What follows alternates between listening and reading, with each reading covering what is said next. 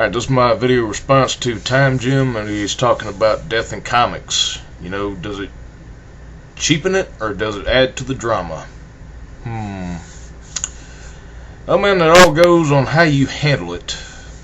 And especially within the last 2 or 3 years that I'm talking about, particularly in Marvel right now, where they've had a shit ton of deaths happen. You know, there are, like, all across the spectrum, there are, like, all these deaths that are happening and resurrections, all thanks to, you have characters come back, all because of, an intergalactic space zombie story in Blackest Night, an alien invasion, which was undone in Secret Invasion, or you have, well, maybe a hero was killed and his spirit somehow traverses through time to get back to his body, like with Captain America.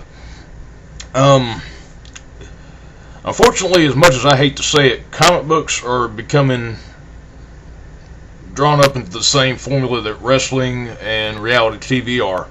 Everything is easily too predictable now.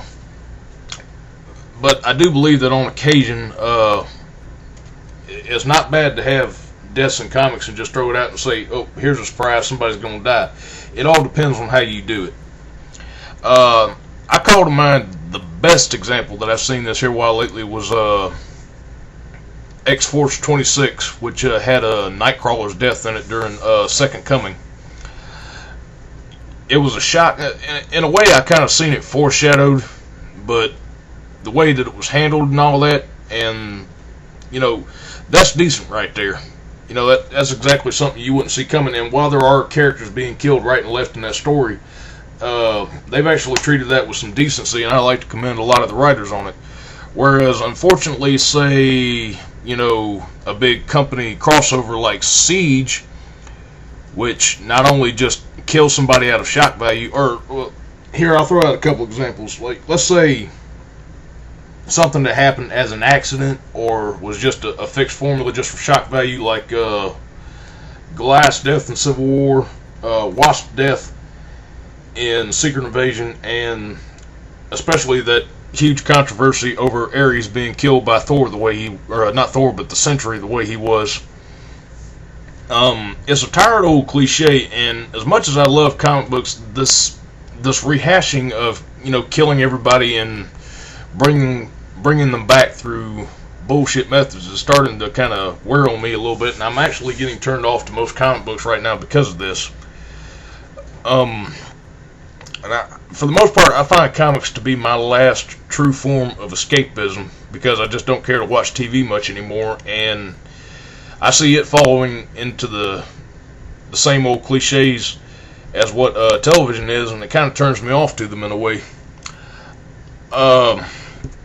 As far as DC wise, I'm not too familiar with the death that you talked about with the Flash, but I did read up enough to know that the Barry Allen Flash, they did take 23 years to wait to bring him back, because he was killed in one of the crises that happened back then, and then they brought him back actually about 4 or 5 years ago, I want to say.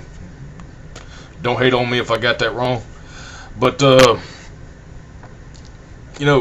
that was actually handled with some decency right there. Now, I do agree, because for marketing purposes, like, we're going to have Batman 3 come out, if not next year, probably 2 years from now. And the same thing with the Captain America movie. They wanted to go ahead and rush these up and try to get them retconned into a new normal continuity, just so that they can have this go along with the movies when they come out. And it's actually, like I said, it's a tired old cliche in comics, but apparently there are folks out there that like it enough to want to keep on buying it, and as long as that's pouring money into these companies, they will continue giving us what we think we want.